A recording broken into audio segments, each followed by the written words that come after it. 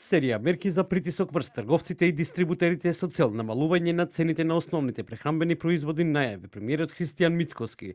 Рече дека владата планира јавно објавување на имињата на маркетите кои нема да ги коригираат цените, споредувајќи ги со регионалните пазари по завршувањето на економската криза. Мотивот на премиерот Мицкоски доаѓа во период по низа најави на тргни застани мерки и кога цените го надминуваат плафонот, а зашто граѓаните се жалат на силен инфлаторен притисок во изминатиот период.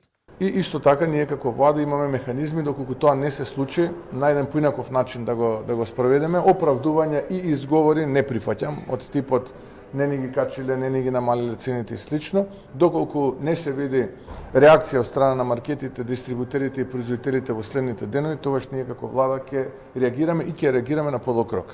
Од СДСМ велат дека и по 2 години власт на ВМРО ДПМН животниот стандард на граѓаните не е подобрен, туку е намален. Подпредседателката на СДСМ Јована Тренчевска посочува дека власта во платформата 1198 ветувала зголемен животен стандард, а се зголемеле само трошоците за живот.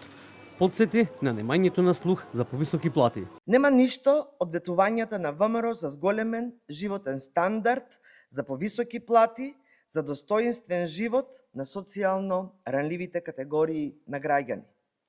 Единствено нешто што е забрзано и што се зголемува овие 2 години се цените, трошоците за живот, сиромаштијата.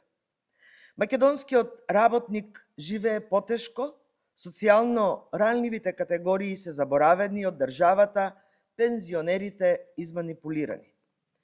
Трговците со кои што поразговаравме велат дека препораката е добра, но дека и тие, како дел од вкупниот бизнис, имаат своји барања.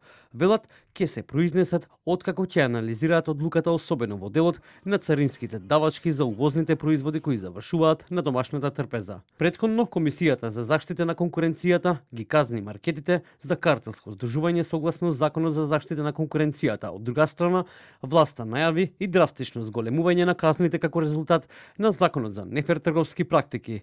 Минималната синдикална кошничка што ја објави викендов ССМ за јуни покажа дека на едно од 4 члено семејство му се потребни 2,5 минимални плати да преживее. Сојузот на синдикати на Македонија пресмета 68.654 денари за јуни.